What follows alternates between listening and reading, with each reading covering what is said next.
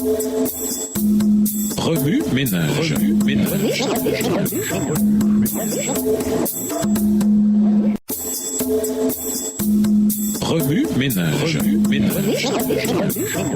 Bienvenue dans votre émission. Remue ménage. Nous voilà à la leçon de dimanche intériorisé, un processus ouvert, transparent. La semaine dernière, nous avons examiné la puissance de la petite corne qui a régné de 538 après Jésus-Christ à 1798 et la période d'un temps, des temps et la moitié d'un temps, dans la version Louis II.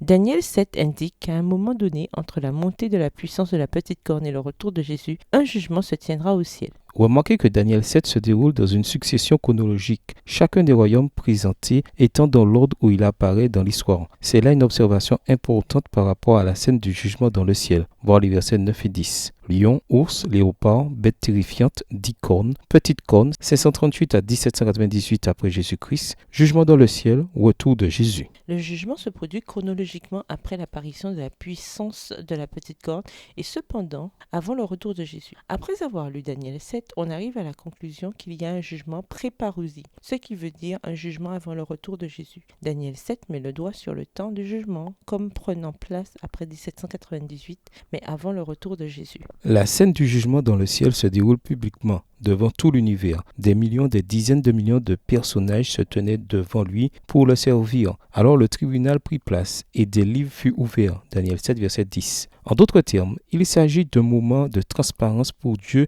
devant les habitants de l'univers. Dieu procède à un jugement ouvert de chaque nom écrit dans les livres, non parce qu'il a besoin de savoir, mais plutôt parce que l'univers soit au courant de ses décisions. Les bénéficiaires du jugement ouvert dans le ciel sont les habitants de l'univers qui n'ont pas péché. Le jugement ouvert révèle que les questions en jeu dans le grand conflit sont des questions se rapportant au caractère de Dieu. Dieu veut s'assurer que chaque question qu'ont les habitants de la terre en ce qui concerne cette décision salvatrice reçoivent une réponse. Il sait quelle décision il faut prendre, mais il veut que les intelligences de l'univers le sachent. Avant de permettre aux pécheurs de franchir les portes célestes, il y a un processus de jugement ouvert, transparent devant l'univers tout entier. Alors, tout l'univers peut s'écrier. Ces jugements sont vrais et justes. Apocalypse 19, le verset 2. Revenez à votre texte écrit et étudiez le passage. Encerclez les mots, expressions, idées répétées. Soulignez les mots ou expressions qui sont importants et qui signifient quelque chose pour vous. Reliez par une flèche les mots, expressions ou autres mots, expressions associés ou connexes.